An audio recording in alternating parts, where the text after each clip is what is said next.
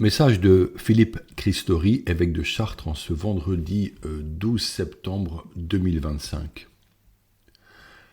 Qui préfère sa famille et ses biens ne peut pas être mon disciple, dit Jésus.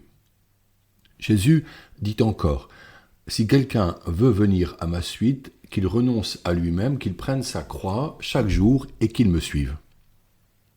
Cette affirmation résume les propos de Jésus rapportés par l'évangéliste Luc.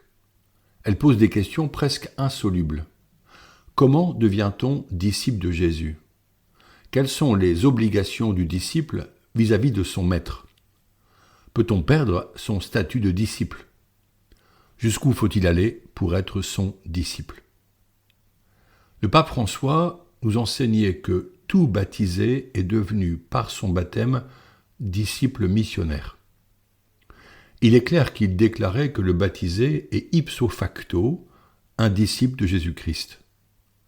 Les évangiles qualifient souvent les apôtres de disciples. Mais d'autres fidèles qui le suivaient sont aussi appelés disciples, comme les 72 envoyés 2 par 2 en mission. Si le baptême fait de l'homme un disciple, il l'est et le demeure car le baptême marque l'âme tel un sceau indélébile. Nous sommes devenus disciples et rien ne peut gommer cette identité à moins que nous ne la renions. Mais qu'est-ce qu'un disciple ? Le disciple est une personne qui reconnaît en quelqu'un un maître digne de confiance. Il s'engage à ses côtés, il le suit, il partage sa vie avec lui et même il offre sa vie pour son maître. Il l'écoute parce qu'il s'attache à l'enseignement de son maître, il marche à ses côtés, surtout à l'époque de Jésus lorsqu'on se déplaçait à pied. Il va là où le maître l'entraîne, parfois sans connaître la direction ni le chemin. Le disciple fait confiance au maître, car il sait tout le bien que lui apporte son maître. Son attitude se résume par le verbe « obéir », ce qui signifie tendre l'oreille vers ou encore écouter avec grande attention. Jésus est effectivement un maître. Il donne sens à nos vies par ses paroles. Il le confirme aux apôtres. Je cite Saint Jean, « Vous m'appelez maître et seigneur, et vous avez raison, car vraiment je le suis. » Le disciple de Jésus se fait son serviteur, en communiquant à son tour les enseignements reçus et en témoignant de ses œuvres de miséricorde. Il est appelé à vivre comme lui.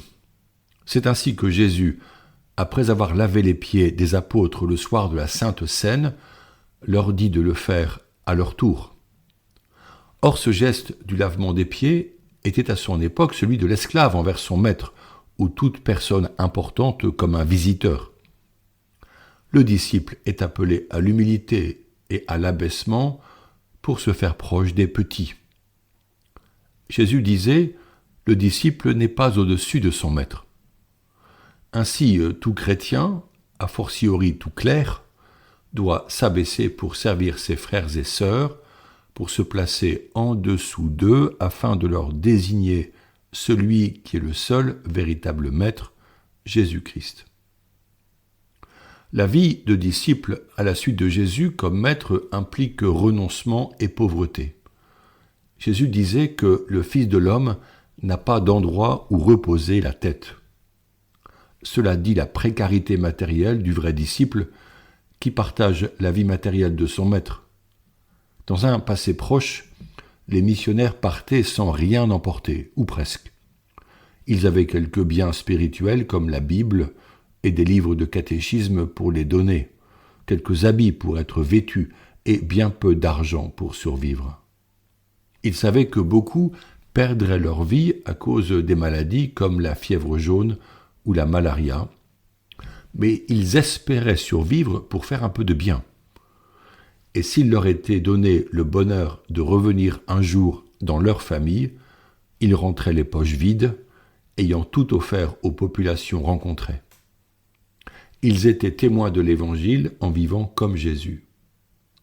Au fond, la vraie richesse de ces hommes et femmes était leur foi et leur espérance, qu'un jour il verrait Dieu.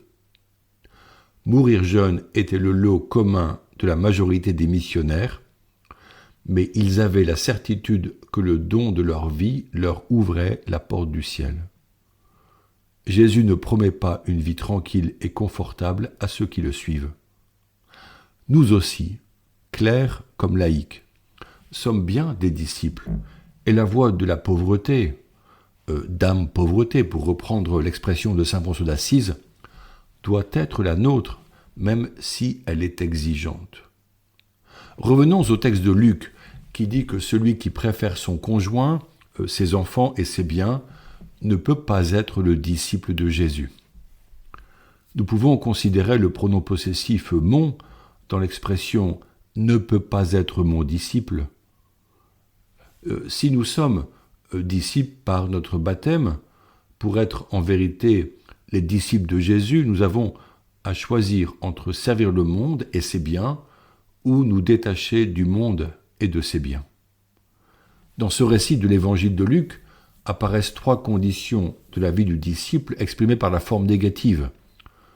Jésus ne dit pas ce qu'est un disciple, mais il nomme ce qui ne convient pas au disciple et qui l'exclut du cercle des disciples. Celui qui préfère sa femme, ses enfants, ses champs, sa maison et ses biens, celui qui ne prend pas sa croix, celui qui ne renonce pas à tous ses biens, celui-ci ne peut pas être mon disciple. Ainsi, l'identité du disciple reçue à notre baptême, honneur suprême que d'être ainsi considéré par un tel maître qui est Dieu fait homme, se réalise en vérité par le choix définitif et radical de préférer Dieu à tout, même aux enfants de sa chair. Comment comprendre une telle exigence ? D'aucuns pourraient la trouver insupportable. N'y a-t-il pas une contradiction avec le commandement d'aimer son prochain comme soi-même ? Car normalement nous aimons notre époux, notre épouse et nos enfants. Et des parents donneraient leur vie pour sauver ceux-ci d'un malheur. Comprenons que préférer Dieu et son envoyé Jésus-Christ n'a jamais été une affirmation demandant de ne pas aimer nos proches. L'amour du prochain est en permanence sur les lèvres de Jésus. Or, il se trouve que la vie spirituelle nous enseigne que Dieu n'est jamais un concurrent, même si certains psaumes parlent de l'amour jaloux de Dieu. En réalité, notre préférence dans l'amour de Dieu nous ouvre le cœur et l'âme en vue d'aimer plus largement autrui.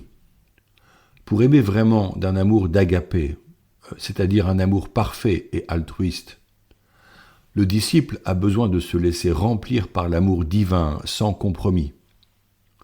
La préférence pour cet amour envers Dieu se vit dans l'adoration et la prière, surtout lorsque le disciple brûle du temps pour Dieu, le contemple en se laissant absorber par lui.